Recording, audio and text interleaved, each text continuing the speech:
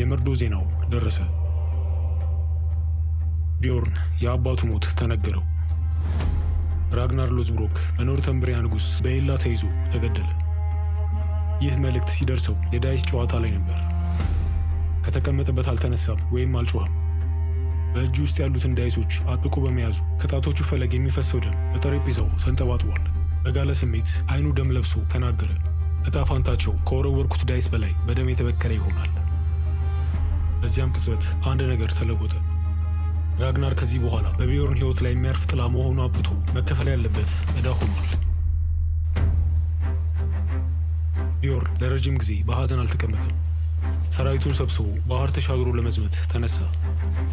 ከዚህ በፊትም ዓለም አይቶት የማያውቀውን አድማስ የሚያጨልሙ በመቶ የሚቆጠሩ ግዙፍ መርከቦችን ከቶ ከወንድሞቹ ጋር በመሆን ወደ ኖርተምብሪያ ተጓዘ።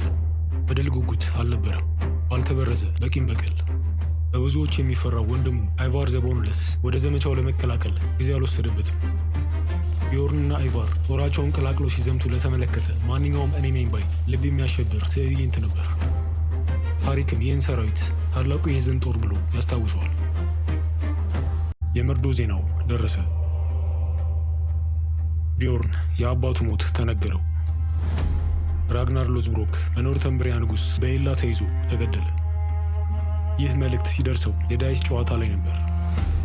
ከተቀመጠበት አልተነሳም ወይም አልጮኸም። በእጁ ውስጥ ያሉትን ዳይሶች አጥብቆ በመያዙ ከጣቶቹ ፈለግ የሚፈሰው ደም በጠረጴዛው ተንጠባጥቧል። በጋለ ስሜት አይኑ ደም ለብሶ ተናገረ። እጣ ፋንታቸው ከወረወርኩት ዳይስ በላይ በደም የተበከለ ይሆናል። በዚያም ቅጽበት አንድ ነገር ተለወጠ። ራግናር ከዚህ በኋላ በቢዮርን ሕይወት ላይ የሚያርፍ ጥላ መሆኑ አብቶ መከፈል ያለበት ዕዳ ሆኗል። ቢዮርን ለረጅም ጊዜ በሐዘን አልተቀመጠም። ሰራዊቱን ሰብስቦ ባህር ተሻግሮ ለመዝመት ተነሳ። ከዚህ በፊትም ዓለም አይቶት የማያውቀውን አድማስ የሚያጨልሙ በመቶ የሚቆጠሩ ግዙፍ መርከቦችን ከቶ ከወንድሞቹ ጋር በመሆን ወደ ኖርተምብሪያ ተጓዘ። በድል ጉጉት አልነበረም፣ ባልተበረዘ በቂም በቀል። በብዙዎች የሚፈራው ወንድሙ አይቫር ዘቦንለስ ወደ ዘመቻው ለመቀላቀል ጊዜ አልወሰደበትም።